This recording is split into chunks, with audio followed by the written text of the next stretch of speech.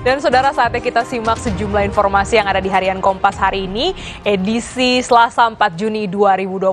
Kita lihat pada halaman muka, ini terdapat judul besar, Jutaan Lansia Bergantung Bantuan Milenial dan Gen Z. Ada jutaan warga lansia yang bergantung pada bantuan keuangan dari generasi milenial dan Z. Ironisnya, generasi milenial dan Z penopang warga lansia ini mayoritas miskin. Sebanyak 5,6 juta warga lanjut usia atau lansia Indonesia bergantung pada sokongan generasi milenial dan Z. Ini terjadi karena warga lansia tidak memiliki dana pensiun untuk memenuhi kebutuhannya. Tim jurnalisme Data Harian Kompas menemukan bahwa 4,5 juta warga dari generasi milenial dan Z menopang warga lansia yang berusia 60 tahun ke atas. Dampaknya, tanggungan pengeluaran rumah tangga bulanan generasi milenial dan Z yang menopang warga lansia ini lebih besar 1,1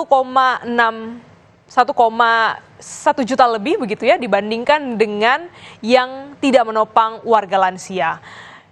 Dan liputan ini, saudara, liputan jurnalisme Data Harian Kompas ini juga turut dilengkapi dengan infografik yang dapat Anda simak. Pada infografik ini juga memperlihatkan bagaimana data keluarga-keluarga yang menopang lansia serta anaknya dan juga keluarga yang tidak menopang lansia. Pada halaman muka kita bergeser sedikit pada bagian kanan bawah. Ini terkait dengan Ibu Kota Nusantara. Ada informasi meski mundur, Bambang tetap dilibatkan di IKN. Bambang Susantono, saudara, Kepala Otorita Ibu Kota Nusantara ini mengundurkan diri. Namun kendati menerima pengunduran diri Bambang Susantono dari jabatannya sebagai Kepala Otorita Ibu Kota Nusantara atau IKN, Presiden Joko Widodo masih meminta Bambang membantu pembangunan IKN, terutama untuk menarik investor.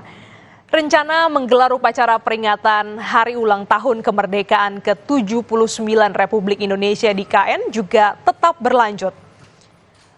Bambang akan diberi penugasan baru, yakni membantu langsung Bapak Presiden untuk memperkuat kerjasama internasional bagi percepatan pembangunan IKN, kata Mensesnek Pratikno.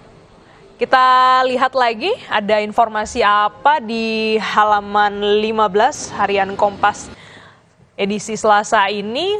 Ini terkait dengan liputan dari Tanah Suci, liputan dari Arab Saudi oleh jurnalis Harian Kompas Evi Rahmawati dengan judul 34 WNI dibebaskan.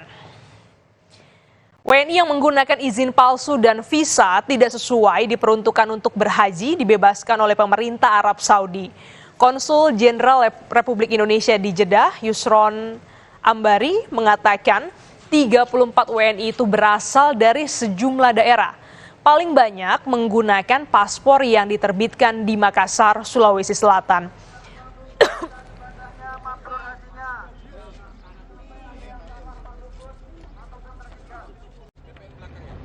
DPR di belakang, SUP di depan.